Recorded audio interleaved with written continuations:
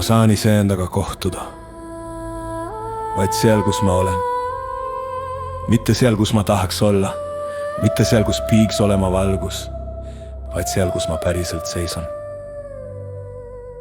Kui on valus, siis mitte ringiga, mitte mõistusega, vaid läbi valu. Ma ei saa valu ümber rääkida, ma ei saa teda lahustada mõtetega, valu ei küsi luba, valu on uks.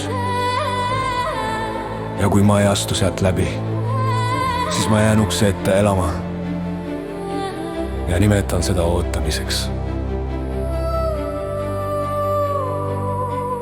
Kui on hirmus, siis mitte julguse loosungitega, mitte kangelase maskiga, hirm ei lahku käsu peale. Hirm tahab, et keegi jääks, et keegi ei põgeneks, et keegi ütleks, ma näen sind, sa oled siin, ma ei jäta sind maha.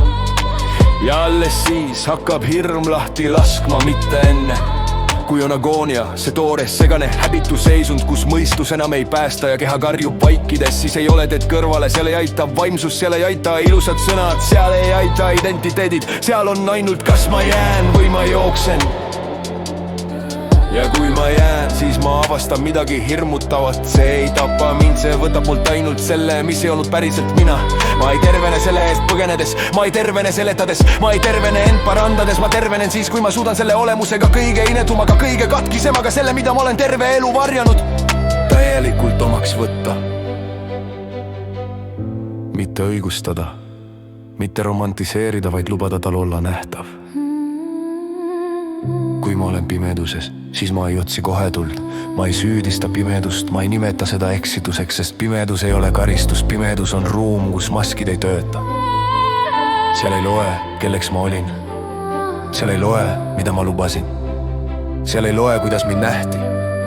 Seal loeb ainult, kas ma olen kohal või mitte. Ja just seal pimeduse sees ma kohtun iseendaga, mitte ideena, mitte potentsiaalina, vaid elusa väriseva ebatäiusliku inimesena. Seal ei ole aplausi, seal ei ole kiiret paranemist, seal ei ole lubadust, et homme on kergem. Seal on ainult üks vaikne tõde, ma olen siin ja sellest piisab, et alustada. Ma ei pea olema terve, et olla tõeline. Ma ei pea olema tugev, et olla kohal. Ma ei pea olema valmis, et olla elus, ma pean olema aus selle koha suhtes, kus ma praegu seisan. Palu kaudu ma leian oma südame, hirmu kaudu ma leian oma piiri ja koogia kaudu ma leian oma aluse, pimeduse kaudu ma leian oma hääle ja mitte ükski neist ei olnud vale tee, nad olid kõik sama tee, eri sügavused. Ma ei küsi enam, millal see lõpeb. Ma küsin, kas ma olen kohal selles, mis praegu on, sest tervenemine ei ole valgusesse jooksmine, tervenemine on pimeduses iseendale otsa vaatamine ja mitte ära pöördumine. Ma saan iseendaga kohtuda vaid seal, kus ma olen ja täna olen ma siin.